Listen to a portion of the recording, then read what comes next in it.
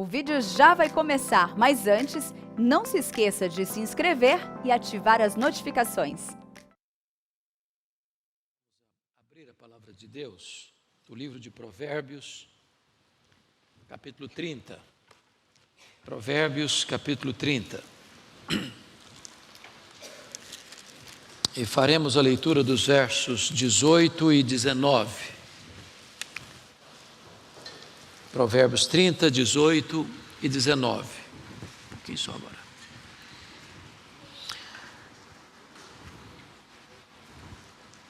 Há três coisas que são maravilhosas demais para mim.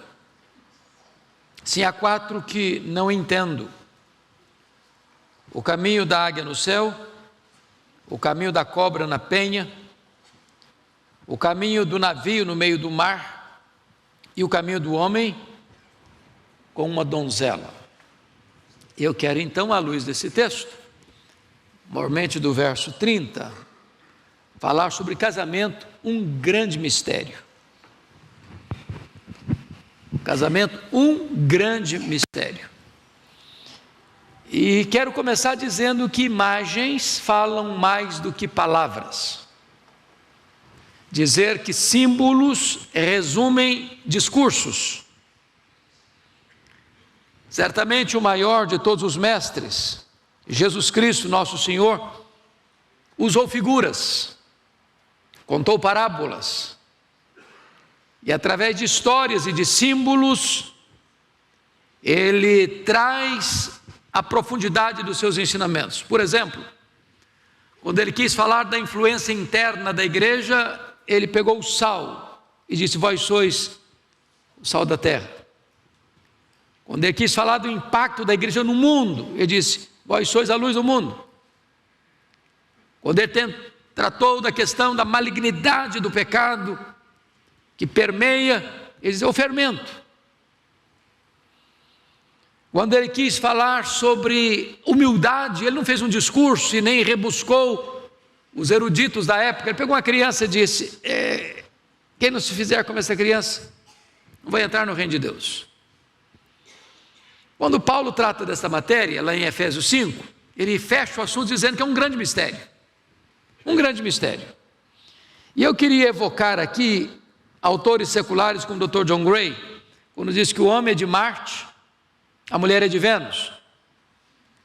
Há um outro livro que diz: por que os homens mentem e as mulheres choram?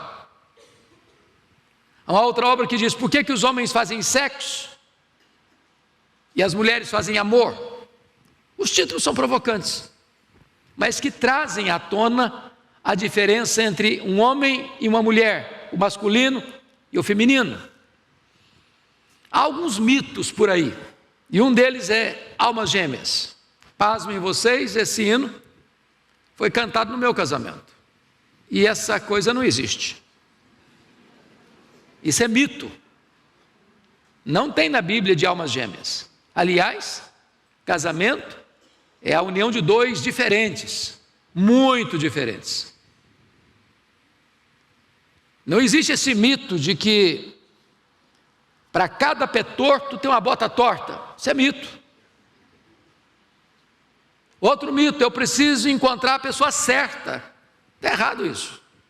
E quando eu digo que eu preciso encontrar a pessoa certa, eu já estou pressupondo que eu estou certo, estou pronto. Seja alguém que se adapte a mim. Não, ninguém está pronto. Como o pastor Irval já enfatizou, não tem casamento perfeito. Aliás, eu nem me espanto quando um casamento não dá certo. Eu fico grato a Deus quando dá certo. É um mistério. E por ser um mistério, o autor sagrado diz que havia três coisas que o deixavam encantado. O que o deixava encantado? Caminho da águia no céu, as alturas excelsas, caminho da cobra em cima de uma pedra sem deixar rastro, o caminho do navio no meio do mar antes da bússola. Mas uma quarta coisa eu penso, reflito, medito, perquiro, pesquiso, analiso e não consigo entender. Está para além da minha capacidade. E o que eu não entendo é o caminho de um homem com a donzela. É o casamento. Isso é um mistério. Isso é um mistério. Bom, já que é um mistério, e já que símbolos falam mais do que palavras, já que emblemas nos ajudam a entender discursos, eu gostaria de evocar aqui algumas imagens, algumas engraçadas, outras nem tanto, mas todas úteis. O que é casamento? Primeiramente, casamento é igualzinho uma mala velha, pesada, sem alça e sem rodinha. Mais ou menos isso. Pensa numa mala pesada. Mala é aquilo que você bota quando se casa, o seu enxoval. O marido faz o enxoval dele, a mulher faz o enxoval dela, cada um leva uma mala com as suas coisas, com os seus pertences. E quando desembarcam no lar docilar e desfazem as malas para formar um guarda-roupa só, fica sobrando coisa. Porque nesta mala a gente não leva só coisas, leva hábitos, manias, idiosincrasias, hábitos, vícios, sagrada tradição familiar. Algumas coisas nós vamos deixando para trás, outras nós vamos nos agarrar a elas com unhas e dentes, tendo orgulho de passar essas tradições sagratíssimas da nossa família para os nossos filhos, para os nossos netos, e ai de quem tentar mudar essas tradições sagradas. O problema é que muita coisa que nós levamos para dentro da nossa casa, que nós herdamos dos nossos pais, dos nossos avós, vão incomodar profundamente o nosso cônjuge. A arte de ficar casado ou permanecer casado é a capacidade que você tem de aceitar o outro, de renunciar muita coisa. Na linguagem de um colega meu, é a arte de engolir sapos e vomitar diamantes. Porque tem coisa que você aceita bem, tranquilo, mas tem outra que é difícil. Mas não dá para desgrudar da pessoa, é dela, da família dela, da tradição da família dela, da cultura dela. Eu estava em Vitória certa feita e vi uma mulher empurrando uma carroça, com muitas quinquilharias, mas muitas, transbordando. Mas ela empurrava aquela carroça com tanto carinho, com tanto amor, com tanto zelo, como se tivesse dentro daquela carroça as coisas mais belas do mundo. E eu pensei comigo, todos nós empurramos uma carroça dessa. Todos nós temos as nossas tradições sagradas. E coisas que nós levamos para dentro do nosso casamento. E ai de quem mexer com essas coisas. Essa mala, se você não tomar cuidado, ela fica pesada, sem alça, sem rodinha. Você vai ter que ter a capacidade de você amar seu cônjuge, respeitar o seu cônjuge, renunciar a muita coisa que você acha que é importante. Porque a arte de conviver é exatamente essa. Você vai olhar para a vida com os olhos do seu cônjuge, você não vai perguntar o que ele tem que fazer para me agradar. A pergunta, o que eu vou fazer para agradar meu cônjuge? Se eu começar, você tem que fazer isso para me agradar, está tudo errado. Porque o centro do casamento não é o eu, o amor não é egocentralizado, o amor é outro centralizado. Bom, mas vamos à segunda imagem. O que é casamento? Casamento é igualzinho uma conta bancária, igualzinho. Para você ter uma boa conta bancária, o que precisa? Você precisa depositar mais do que saca, certo? Se você sacar mais do que deposita, o que vai acontecer com você? Vai para o vermelho, seu não vai para o Serasa, vai pagar juro, vai perder o crédito, seu não vai para a praça, você vai ficar mal falado com um mal pagador, sua reputação fica destruída. Tem gente que entra para o casamento só querendo receber, só querendo sacar, mas não deposita nada, não investe nada. Se você quer ter um casamento feliz, você tem que ser pródigo, por exemplo, nos elogios, cauteloso nas críticas. Você tem que ser polido no trato. Porque às vezes nós somos muito polidos com os estranhos. Por favor, dá licença, muito obrigado. Aí em casa vai no tapa, vai no tranco.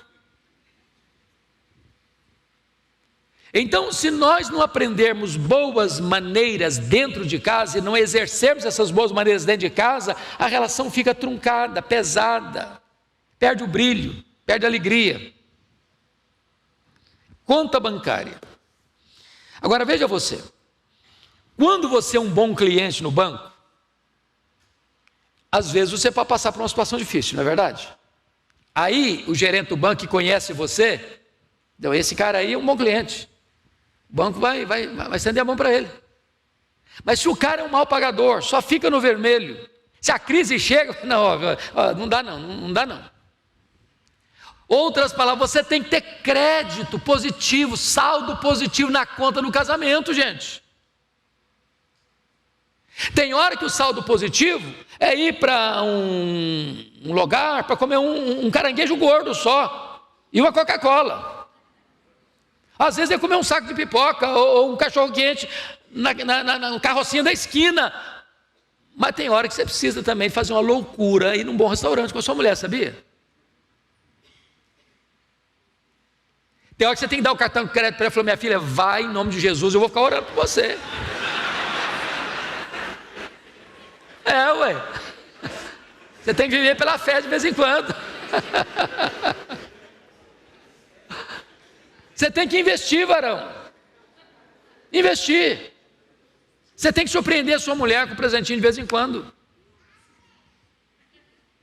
Eu sei que os maridos aqui são todos muito românticos, mas de vez em quando você leva umas flores para a esposa. Porque se você não deposita nessa conta, e só quer tirar, só quer extrair, só quer sacar da conta, fica no vermelho. Perde o brilho, perde o romantismo, perde o óleo da alegria. Vamos à terceira figura. O que é casamento? Casamento é igualzinho um jogo de tênis ou frescobol. Você sabe que o tênis e o frescobol têm semelhanças e dissemelhanças. O que é semelhante em ambos os jogos?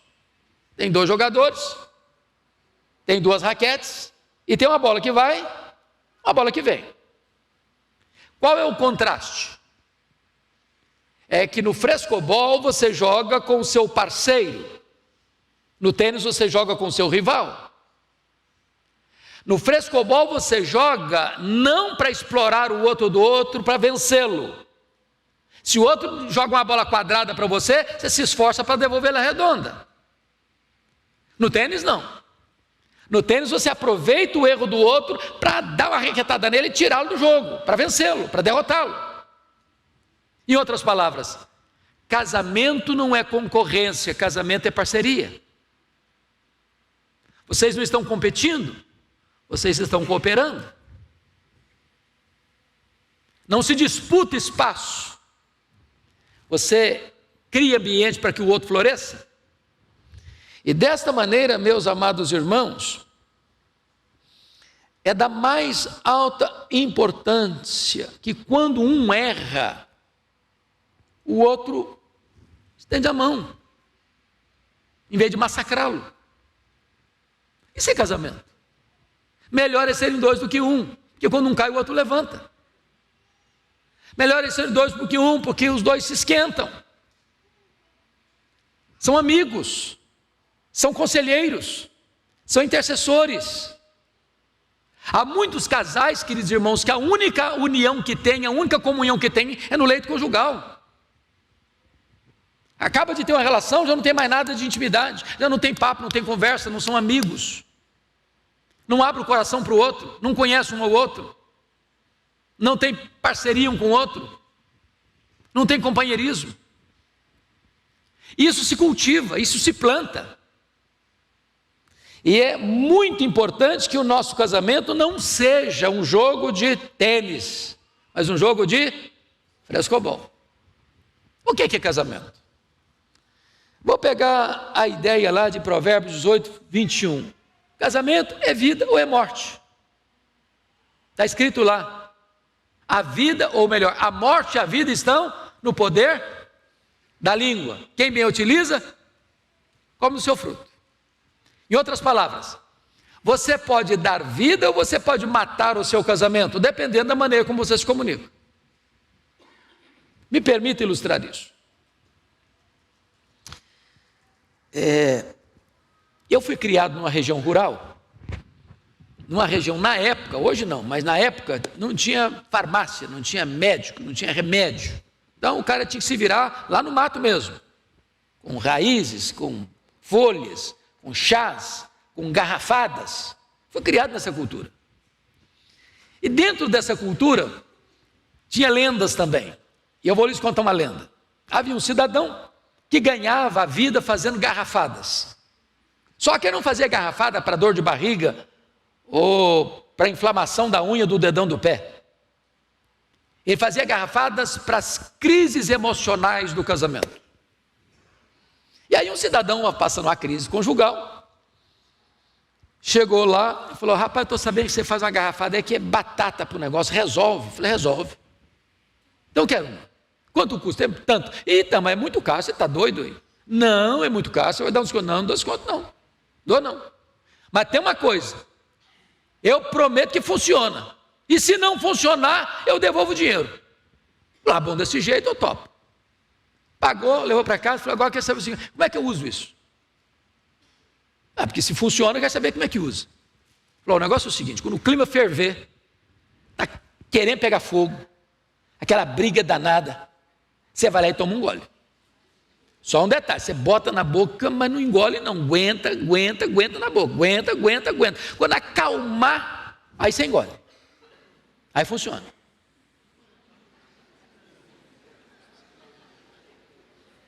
Você botar a legenda ou está claro? O problema é que os dois fervem ao mesmo tempo. Disputam quem fala mais alto, quem grita mais alto. Ô, gente, é um problema sério isso, quando marido e mulher fervem ao mesmo tempo. Porque os dois ficam errados. Porque você sabe que não é o que você fala, é como você fala. A entonação de voz muda tudo. Deixa eu ilustrar. Havia um casal que tinha um filho que morava fora, estudando, e os pais ralando lá para pagar a escola do filho na cidade. Um dia o pai recebeu um telegrama do filho, ficou bravíssimo, muito bravo. Quando a mulher chegou, o cara estava cuspindo marimbondo. Falou: o que foi, marido? O que aconteceu? Falou: seu filho, porque quando dá problema, o filho é do outro. É o seu filho. Falou: o que aconteceu? Olha que filho abusado você tem, mandando um telegrama para mim, diz assim: papai, manda dinheiro. Eu falei: eu não vou mandar, pronto, não vou. Ah, mas um filho abusado, ué. Falou: meu filho, mas não foi isso que ele falou não, ué? Como não foi? Mas como assim? Ele está escrito assim: papai, manda dinheiro. Ah, bom, se é desse jeito, então eu mando, ué. O texto é o mesmo, mas a entonação é outra. Então vai devagar, gente. Vai devagar. Põe mel nas palavras. Seja jeitoso no trato. O que está escrito lá em Tiago 1,19? Quem sabe de cor? Todo homem seja pronto para ouvir, tardio para falar, tardio para se irar. Eu gosto dessa palavra pronto, porque a palavra pronto no grego é táxis, de onde vem a palavra portuguesa táxi. O que é um táxi? Um Uber hoje, né? Também. É um carro que atende você que horas? Na hora que você chama. Você está indo para o aeroporto, horário marcado. Aí você chama o táxi, ele diz: daqui a meia hora eu te pego. Não, daqui a meia hora, meu filho, já estou zarpando. Ou é agora ou não serve. Pronto para ouvir. Olha como que Deus fez você e a mim: duas conchas acústicas externas e apenas uma língua muralhada de dentes. Escute mais, fale menos. Então, esse é um princípio fundamental. Agora, qual é o segundo? tardio para falar. A palavra tardio no grego, a palavra brades, significa lerdo, devagar, quase parando. É aquela pessoa que você conta uma piada para ela, ela vai rir daqui a meia hora. A ideia é a seguinte: aguenta um pouco, não fala na hora que você está assim, fervendo não. Porque quando você está irado, você fala o que você não quer falar, com a entonação de voz que não quer usar, e acaba machucando a pessoa que você mais ama. Tardio para falar, pensa até 10. Se estiver muito com raiva, sai, dá uma volta no quarteirão, esfria a cabeça, depois você volta. Mas o texto ainda prossegue e diz assim: tardio para quê? Para se irar. Eu não vou nem perguntar se você já ficou irado com o seu marido, não. Ou se você já ficou irado com a sua mulher. Isso não é se, é quando. Porque tem muita gente, irmãos, às vezes eu fico preocupado. De vez em quando converso isso com o Orival. Tem gente que é espiritual demais, né? Tem gente que você fica assim, parece que está perto de um anjo, não sabe se está perto de uma pessoa humana. Não, eu estou casado há 50 anos, eu nunca tive isso aqui com a minha mulher, nunca. Não, deve ser um anjo disfarçado aqui, porque não está sabendo direito, né? Porque filho de Adão não deve ser, né? Ué, que negócio é esse aí? No ano que a dona Ruth Graham morreu, a esposa do Billy Graham, eu tive o privilégio de visitar o Museu Billy Graham lá em Charlotte, na Carolina do Norte. E há muitas histórias engraçadas, é uma fazenda, é um museu de fazenda, tem vacas no estábulo, é um negócio muito chique. Mas tem muitas histórias, que eu mais gostei foi essa. Sabe que o Billy Graham viajou demais, a dona Ruth criou os meninos. Eu vim em casa visitar e rachava de novo para o mundo afora. E aí um dia perguntar para a dona Ruth, assim: dona Ruth, alguma vez a senhora já pensou em se divorciar do Dr. Billy Graham? Ela respondeu assim: divorciar-me dele eu nunca pensei, mas vontade de matá-lo eu já tive muitas vezes. Eu acho que você não chega tanto com o seu marido, com a sua mulher. Mas o texto é tardio para se irar. Agora, como é que lida com a ira, gente? Tem duas maneiras erradas de lidar com a ira. A primeira delas é a explosão. Você conhece gente temperamental, explosiva?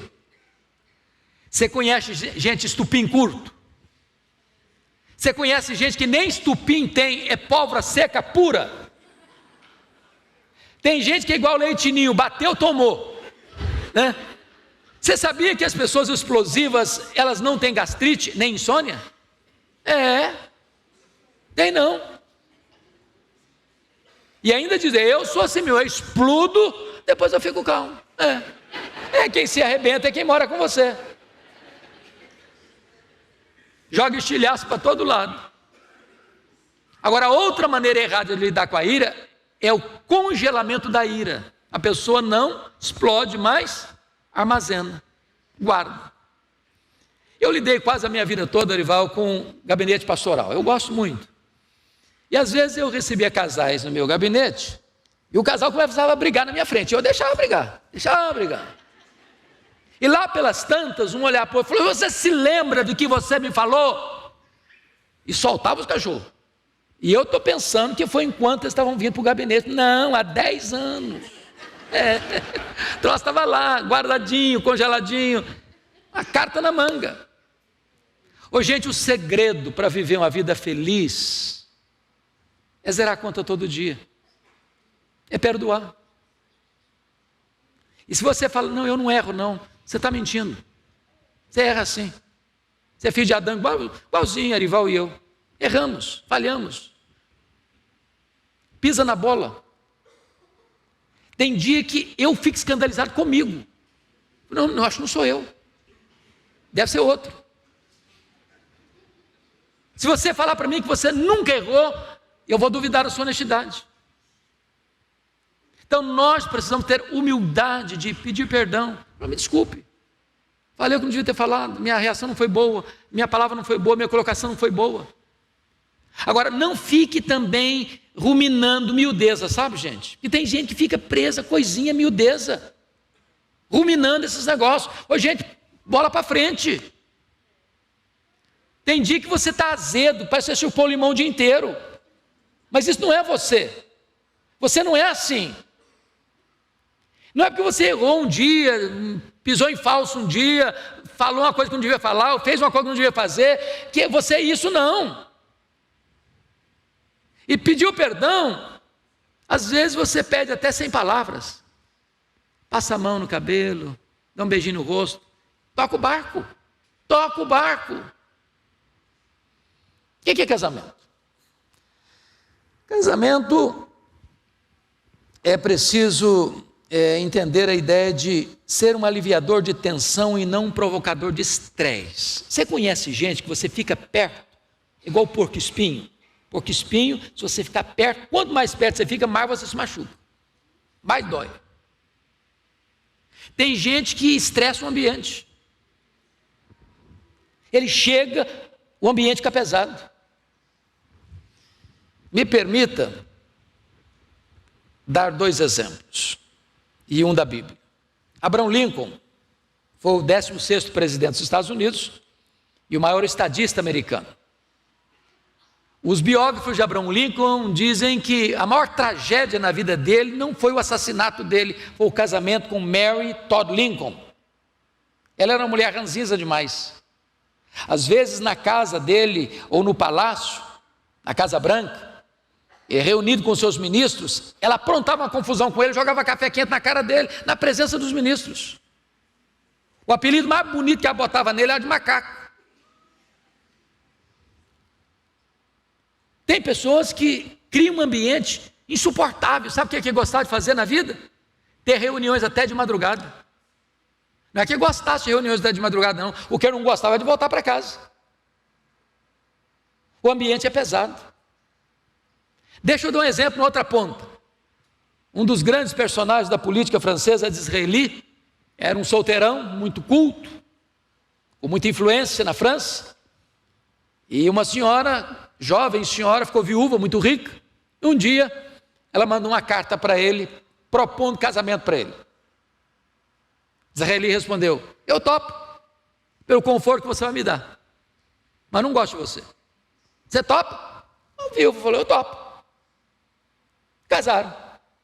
Um ano depois, Disraeli disse o seguinte: hoje, se eu tivesse que me casar novamente, casar-me-ia com você. Com um detalhe: casar-me-ia por amor, porque você transforma a nossa casa num paraíso, num pedacinho do céu. É possível fazer isso. Agora tem o contrário também. Deixa eu contar uma história para você entender o contrário. Havia um cidadão que ele era vendedor ambulante. A gente chamava isso lá no passado de mascate. O cara botava uma mala nas costas com vários produtos, saía vendendo.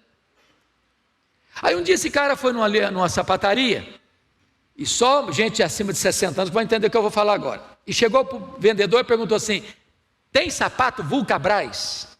Pensa num sapato bom. Vulcabras.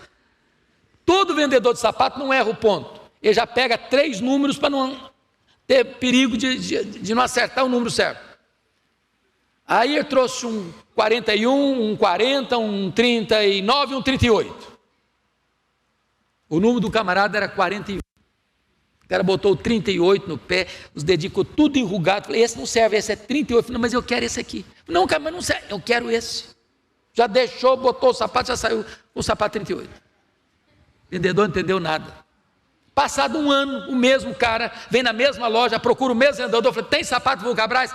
Tem, e eu me lembro de você, seu número é 41. Eu falei: eu quero um 38. Não, 38 não dá, eu quero 38, cara.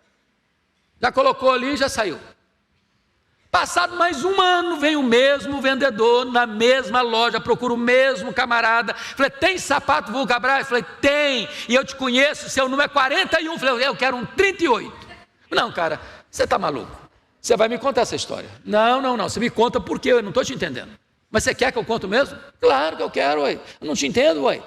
Rapaz, sabe por que eu quero esse sapato 38? Varão, é o único alívio que eu tenho na vida quando eu chego em casa, é tirar esse sapato. Se eu não tiver pelo menos esse alívio, eu não vou ter alívio nenhum na vida, cara.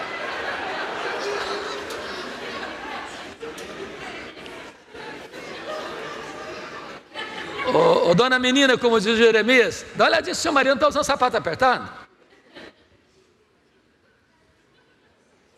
Você tem que ter prazer em voltar para casa. Não transforma o seu lar num lugar denso, pesado. Bom, o que é casamento? Deixa eu parar por aqui, com mais duas coisas só. Casamento é igualzinho uma casa de 10 mil espelhos. Eu vou ilustrar aqui da seguinte maneira. Quem já foi a Israel aqui? Deixa eu saber. Algumas poucas pessoas. Está na hora de você pensar em Israel, tá? Faz uma economiazinha, como o Orival disse. Faz uma poupançazinha. Porque essa viagem é uma viagem marcante para a vida. Lá em Jerusalém tem um museu do Holocausto, chamado Yad Vashem. E nesse museu tem um departamento que é dedicado às crianças, 1,5 milhão de crianças que morreram no Holocausto. Quando você entra nesse museu, ele é todo escuro, e você vai segurando num corrimão para não cair, e ali tem 1,5 milhão de velas acesas. E na medida que você vai caminhando, você vai escutando o nome das crianças que morreram. E via de regra, você chega do outro lado com lágrimas nos olhos. Na verdade, ali não tem 1,5 milhão de velas acesas, ali tem 5 velas acesas. Mas que num jogo de espelhos, você enxerga 1,5 milhão de velas acesas. E eu estou lhes contando isso para contar agora a lenda da casa dos 10 mil espelhos. Havia uma casa, segundo a lenda, com 10 mil espelhos. E passava um cachorrinho, faceiro, feliz, alegre, vibrante com a vida, e entra nessa sala com 10 mil espelhos. E ele ficou muito encantado, porque ele viu 10 mil carinhas sorrindo para ele. Ele disse: que lugar fantástico, que lugar maravilhoso, eu sempre vou querer voltar aqui, esse é o melhor lugar do mundo. Porém, pela mesma rua, também passeava um cachorrinho, mal-humorado, rabugento, arreganhando os dentes para que aparecesse para ele, e entrou nessa sala, e ficou horrorizado, e perplexo, e chocado. Disse: que lugar horroroso, tinham 10 mil cachorrinhos rosnando para ele, arreganhando os dentes para ele. Esse é o pior lugar do mundo, eu nunca mais volto aqui. Bom, a lenda é autoexplicativa. A sua casa tem exatamente a sua cara. Você se vê refletido na sua casa. Se você é uma pessoa alegre, bem-humorada, agradecida a Deus, que vive a vida leve, a sua casa tem esse clima. Mas se a sua casa é densa, é pesada, um clima escuro, sombrio, a sua casa está refletindo você. Não reclame. É você que está olhando no espelho e vendo a você mesmo. Então, é muito importante você pensar o seguinte: o que eu posso fazer para que a minha casa seja um lugar de vida, de paz, de alegria, de amor, de bênção? Bom, deixa eu terminar. Vou pular aqui algumas coisas e vou para o final. Eu quero dizer para você que no casamento, uma das outras imagens é que o amor precisa ter memória. O amor precisa ter memória. Paulo diz assim para os maridos: maridos, no plural, amai não vossas mulheres. Eu estou cansado de ler livros, de escutar músicas, colocando isso também no plural. Gente, para um pouquinho. Quando eu falo de teologia, não estou falando de português. Quando eu digo assim, marido, amai vossas mulheres, estou acabando de instituir a poligamia. Quantas mulheres você tem? Se você tiver mais de uma, você está encrencado. Então nunca leia maridos, amai vossas mulheres. Está escrito lá, maridos, no plural, amai vossa mulher. Você só tem uma. E a gente não está dando conta nem de uma.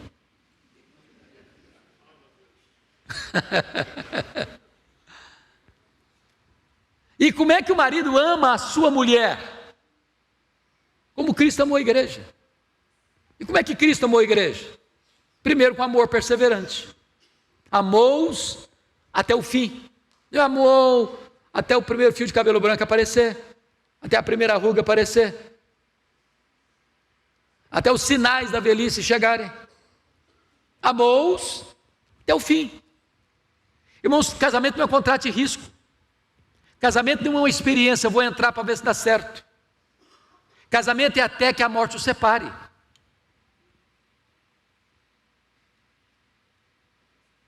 Casamento você não entra deixando a porta dos fundos aberta. Há coisas que nós nem cogitamos. É amar até o fim. Segundo, como Cristo amou a igreja? Com amor sacrificial. Cristo amou a igreja e se entregou por ela. Seu papel, marido, é amar sua mulher e protegê-la e cuidar dela e morrer por ela se preciso for. Como é que é o amor do marido pela esposa? É um amor santificador. O que significa isso? Que o amor do marido santifica a esposa? É que uma mulher bem amada se sente protegida.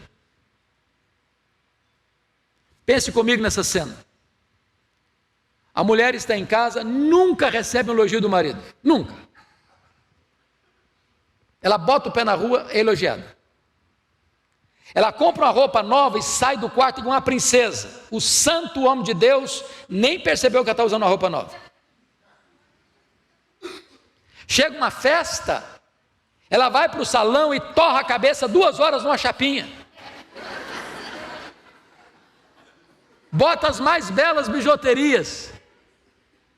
E ele não notou nada, ele não viu nada. Ela chega na festa, abafa, todo mundo elogia, ela volta para casa com 1000 elogios, mas o maridão não deu uma palavra sequer de apreciação.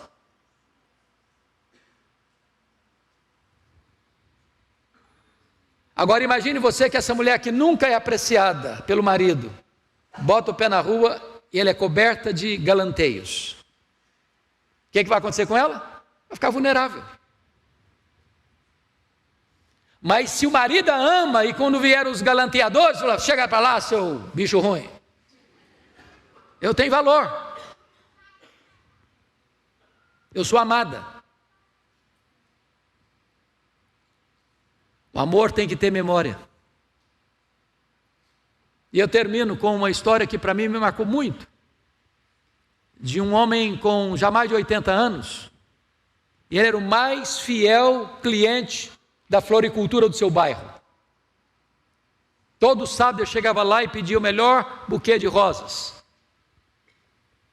E um dia o vendedor criou coragem e entrou na vida pessoal dele e disse: a sua mulher deve ser a mulher mais feliz do mundo. Eu não tenho nenhum cliente durante anos que eu estou aqui tão fiel quanto o senhor, para levar as melhores e as mais belas flores para sua esposa. Ela deve ficar muito feliz ao receber esse buquê de flores. O velho respondeu: não, ela nem sabe quem eu sou mais. Ela tem Alzheimer. Eu entrego as flores para ela, ela não sabe nem de quem ela está recebendo essas flores. E então o vendedor diz: mas se ela não sabe quem é você, por que você dá flor para elas então? Ele respondeu: ela não sabe quem eu sou, mas eu sei muito bem quem ela é. O amor tem memórias. E a minha oração nesta noite, queridos, que não é um sermão, é uma palestra um pouco mais descontraída, é que nós possamos investir no nosso casamento. Como o pastor disse, pastor Arival, não é perfeito, mas é o nosso casamento. Nossa família não é perfeita, mas é a nossa família. Nós devemos lutar por ela, orar por ela, chorar por ela, jejuar por ela, nunca desistir dela. Porque se o cenário é cinzento, Deus pode transformá-lo num jardim grinaldado de flores. Deus continua fazendo milagres, e o primeiro milagre que Jesus Cristo fez foi numa festa de casamento. O segundo milagre que Jesus fez em Caná foi curando um filho de uma doença. O palco dos milagres maiores de Jesus é no cenário da família. Então nós vamos ficar em pé. Pastor Arival virá orar por nós aqui nesse momento.